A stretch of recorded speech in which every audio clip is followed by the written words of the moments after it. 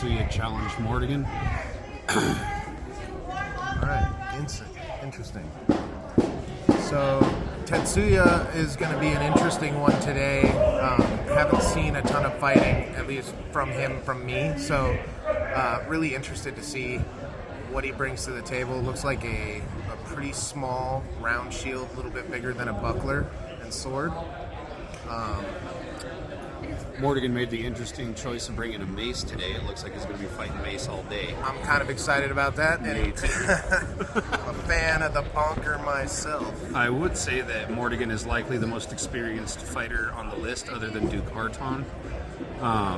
He's also recently reigned. One of the more recent royals as well. Yeah, and Tetsuya is a long-standing fighter, squire to Sir Chinua from Almiron. Yeah, he's just coming back from kind of a long break. I love his helmet. I wonder if that's really playing. But it should be a nice warm-up fight for Mordygan. I wish Tetsuya luck. So right away, I want to kind of bring up something that I'm always kind of watching, or looking for rather, which is what I'm going to refer to as level. And by level in a fighter, I'm talking about their stance and how tall they stand, how or if their knees are bent. When I talk about level, low versus high, I'm talking about somebody standing straight up versus somebody down in an athletic position. And I'll see if I have a chance to eat my own words here. Traditionally, Mordygan is a fighter who likes to stand up pretty tall. He has very long arms. Long arms, he's already a tall guy. Yeah, he takes advantage of his physical gifts. See, I think that would have landed with his sword. Nice shot by Tetsuya. He landed with a flat snap above the shield. That was beautiful. He kind of backed out of the little slot shot that you saw him throw on Tetsuya. He backed out, and due to the short nature of the mace weapon, he didn't have the length to land.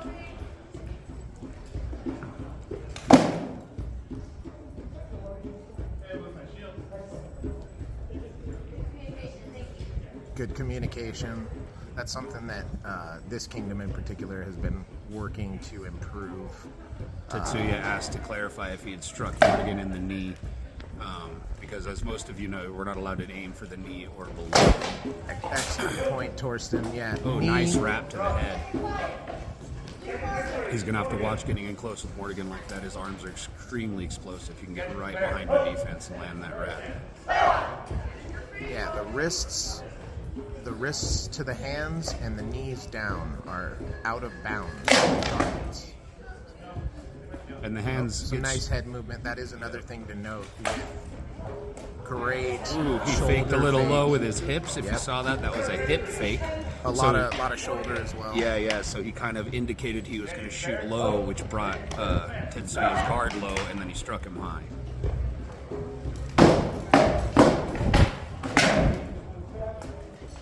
All right. Looks like maybe the wrap that he threw before the leg was good.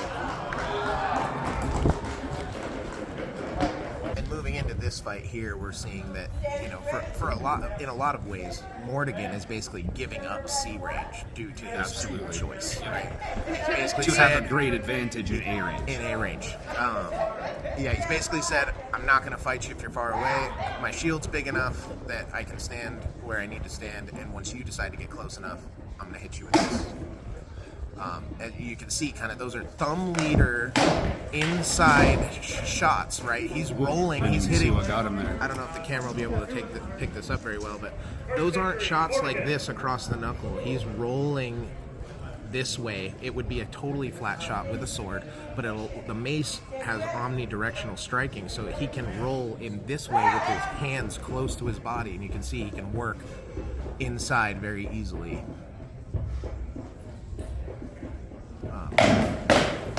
And this is Yokel? Yes. Yeah. Got to see him fight for the first time on Saturday, so I'm not sure how long he's been around, but really he's excited. excitable. He fought in the last round. Interesting. So he did an interesting roll across the top of Mordygan's shield there, and I heard some strike on the top of the helmet, but obviously just a very glancing roll across the top. But it was a nice attempt, something that I see a lot of guys doing, and gals and whatnot, is they're not putting snap into their wraps. Their arm stays extended, and they try to. Oh wow, that's hard to like Mordygan. One of the things I want to point out about Mordygan is how subtle his shield work is. Right in the kidney. Yep, and then right down the nose. Yep. And I think I misspoke. It's the kidney if the chest piece was matching where the belt is, but I think that was actually further down on the butt. An interesting thing to note, this is something that is going to probably come up a lot, and a lot of people don't know, is that hips and shoulders with a mass weapon are actually kills, whereas with a sword, they're just a limb loss. And that's an education issue, so really try hard to not get frustrated. Well taken. That was well taken. And a lot of people don't acknowledge or just don't straight up know that even though it's tiny, a mace is a mass weapon. Yes, a mace is a one-handed mass weapon. Is this Morty versus Zach? It is. Okay, this is going to be a very interesting fight for a lot of reasons. These guys know each other very, very well. They go way back. They've been fighting for a long time. Since the last time we saw a showdown like this was actually for Sir Beatrice's Queen's Champion tournament, which got pretty grueling, but there was a couple of bouts between Mordygan and Zach who really wanted it. This will be exciting whatever way it goes. Interesting that Mordygan still chose the mace. He might regret that later. We'll see. Zach's tiny. It's never regrettable to bring the mace, brother. Okay, Chief. Don't drop the Chief on me. All right, let's move right past that. Okay, Pasha. I was gonna share my blanket with you. Should throw this just across your head. That's what I was. Yeah, I'm doing all right right now. You're a great windbreak right now. Perfect. I do like Mordygan's new helmet. I bet he has way better breath and way better visibility. For those that don't know, I love the squirrel crest too. The squirrel crested warrior. Yeah, dude. But Mordygan is known for fighting his entire life in the most Great closed face helms. All right, so you can see already Zach's pretty comfortable, pretty close. He knows what he's looking for from Mordygan, and he's not too worried that he can't pick it up. So we've got a little bit of testing shots here. Ooh, look at that beautiful block. Blocked and threw on the inside and just took the bicep out of the mace arm. So Mordygan will switch out to left-handed mace. Left-handed sword. Oh, okay. So he doesn't have to mess with his gauntlets. Smart. That'll be interesting. He should just keep it. He gets his arm back, just go sword and mace. I would. They're both relatively explosive. Zach's sword work is a lot more finesse. Yes. Look at that angle on that hip shot. Beautiful. Look at him. He's comfortable. Yep. Right in the ribs. And lends a helping hand. What a chivalrous guy. He doesn't need pants. Doesn't need pants with all those manners. Blame my bacon.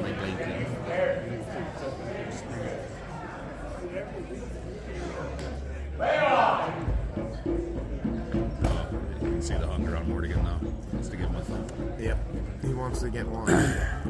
So again, let's talk about it. Right, Zach is much lower. Ooh, nice block on the out, Morty. Zach is in a much lower position. I said this here. Sure. Oh, he caught it. Interesting. He got it. Sure.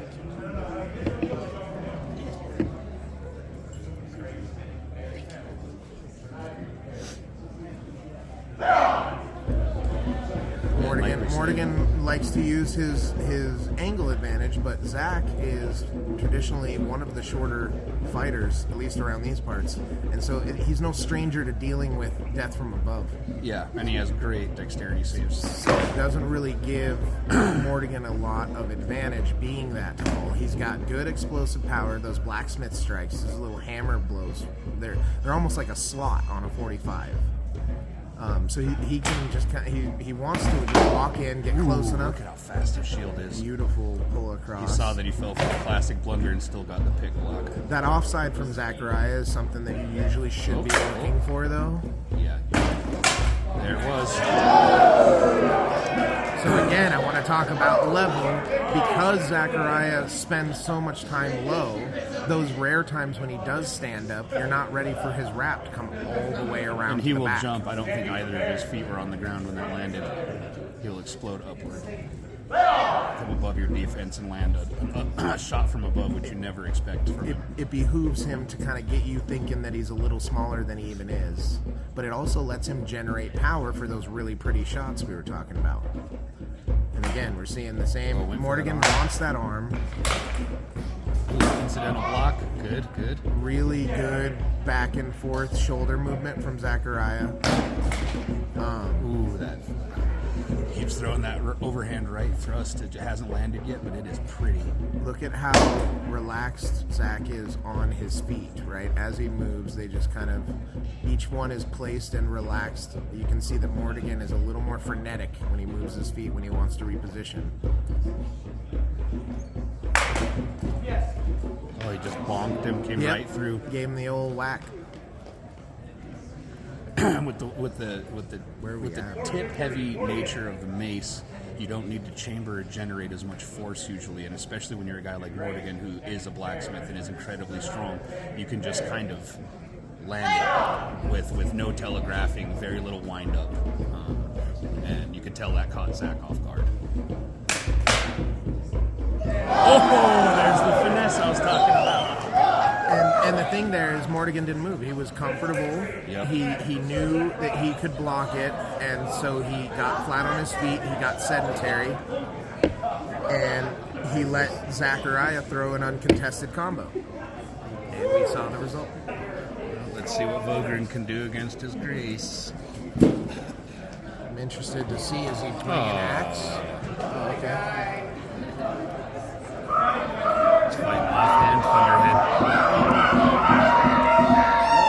There's the crows. You can hear the crows cheering on their brother. One of our more exciting households here in the Outlands. Lots of young, excited, really excellent folks doing a lot of good stuff. Yeah. One might note that His Majesty currently, who is the marshal on the right, is also a crow. It's good to see solidarity from his household today. Backing the dreaded bye fighter. I love Vogren, he always puts on a good show. He's also our warlord.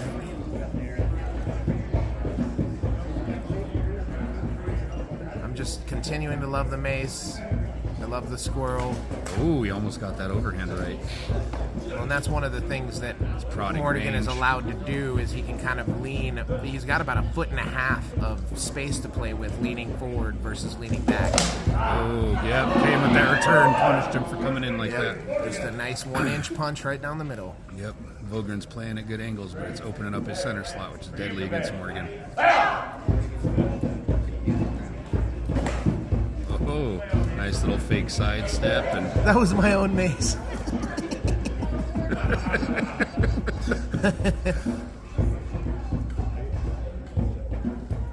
watch your framing.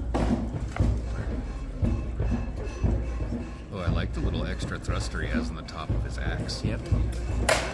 Oh, you see that head slip? Ooh, right across the chin. Yep.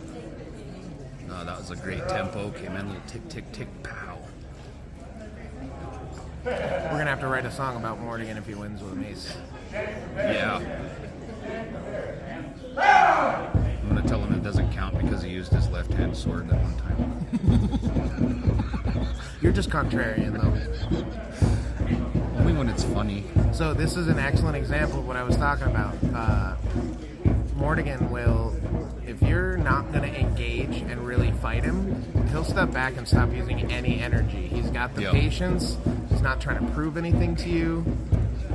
He wants you to just try to kill him. He's kind of the epitome to battle wisdom for me. He knows when to be patient. He knows when to be explosive. Yep. He knows what he can block and what he can't. He has good head motion. And he has the experience to bring it all together. Right down the middle. Oh, with the double! I love it. This is great.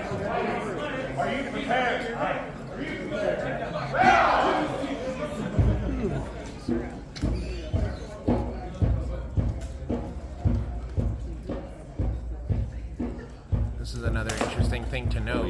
It's a buy fight, so there's really no incentive that Mordygan has to really use a bunch of energy. Of course, Except as I say that, it is destructive buy fight, so he has to use the energy sometimes if he wants to win. absolutely. And right as I was saying that, of course, he pops off with this. Yeah. There's not a whole lot of technique to talk about there. That's just called going to work. Yep.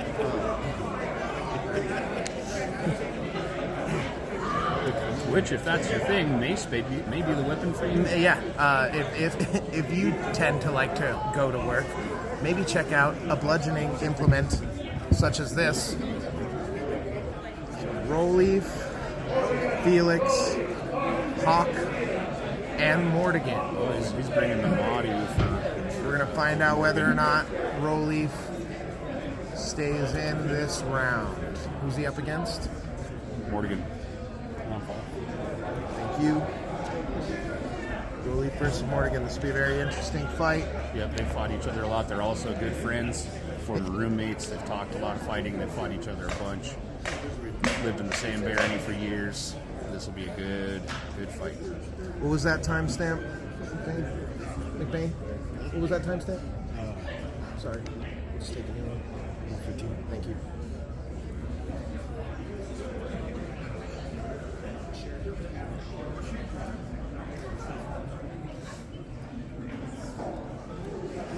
I think a lot of experience is going to come down to this fight. If they continue to play it as they've played their fights so far, it's probably going to be pretty boring. So I doubt for that to go down. So we might see a little bit of some different tactics here because I think Rolleaf's going to try to stay out of the range of that mace by threatening the Mahdi and try to get some tricky sword work in there on the end.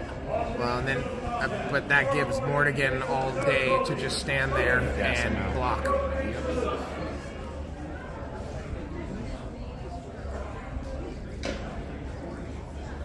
Like to note that it hasn't really gotten any warmer. They're still well below 40 degrees. I think that's important to note for the record. Yeah, this has been a grueling tournament for these guys. They're doing great. I'm pretty proud of our fighters today. This is some Outlands stuff right here. 41 degrees. 41 We broke degrees. 40, We have gentlemen. broke 40, so it has gotten slightly Nice warmer. balmy 41. Okay. Oh, if he had gone a little bit further, he'd have got that. So right there, we saw the experience of Mordygan. He knew he wasn't in range. He knew he couldn't extend it out.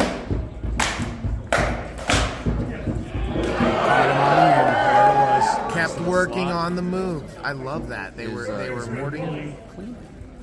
Oh, I didn't do that.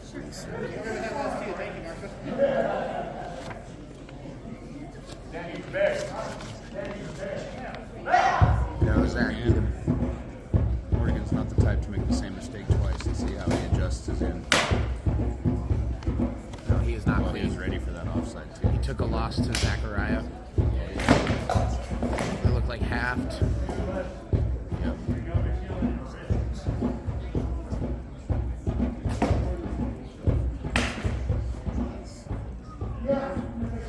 A little boot to the cheek. Interesting sound. yeah, we are kind of seeing a pretty solidly kind of B fight, B range fight. It looks like, you know, Mordygan definitely has the control as far as when they move forward or back, but Rolleaf definitely has the initiative on shots thrown. There it was again. He's not turning it over in the combinations though. He's not keeping his block in the middle. With something like the mace, you can swing it very quickly inside without hemming yourself up. It's not going to be enough to just weather the storm and block. You need to give your opponent some reason not to throw. Because if you just let them go, the turnaround is far faster than your sword's going to be. Great block. Again. I'm really enjoying what we're seeing is their... Rolleaf out. Yep, Rolleaf is down. Mordygan moves forward. Great interplay between the fighters moving with each other. We were doing so good. All right, so this is a grueling process. It's too comfortable. He thought he had the range. Yep. Well, he probably won't have that issue again. He doesn't make mistakes twice. No. So if Mordygan is to be triumphant today, he's going to need to beat Hawkgirl 2 consecutive 4 out of 7 matches. Casual, just block with that shield. Yep. I'm just enamored with Mordygan's shield work, honestly. Economy of motion. So wise. What we're really gonna see is how Hawk keeps it together through the long haul. He's got a lot of work to do. Yep. The other benefit of the short hafted mace is the fact that there's less angle for them to cut off. Hawk put up a perfect A-frame there that would have blocked that if it was a sword shot. But it came And the down mace underneath the roof Yep. because it's only about 25 inches long.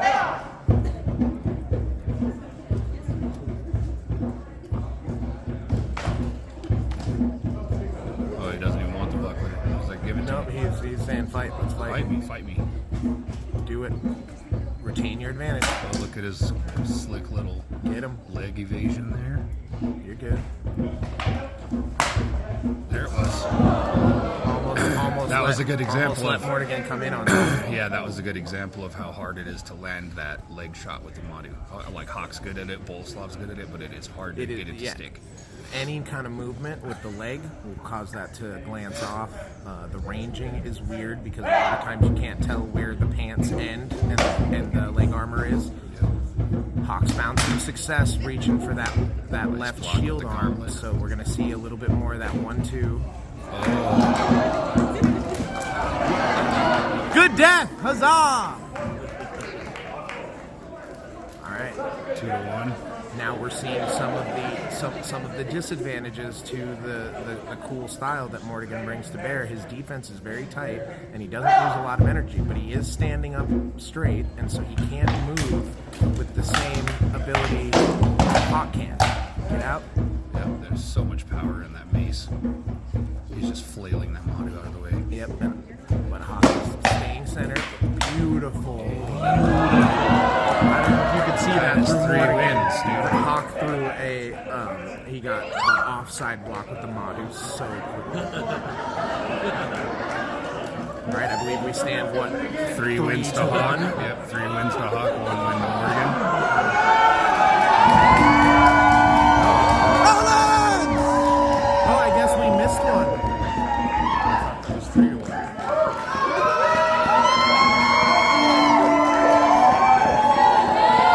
Well, there you have it, folks. That was it. Outlands Spring Crown, 40 degrees, snowing, 20 mile an hour winds. 2024 Master Hawkrel the Honey Bun wins for Adrian de Calais in an excellent and grueling contest of will and might. It's actually Adrian of Monster Hall, which means our queen and our princess are both of Monster Hall right now. Oh, thank you for Isn't that cool? correcting me.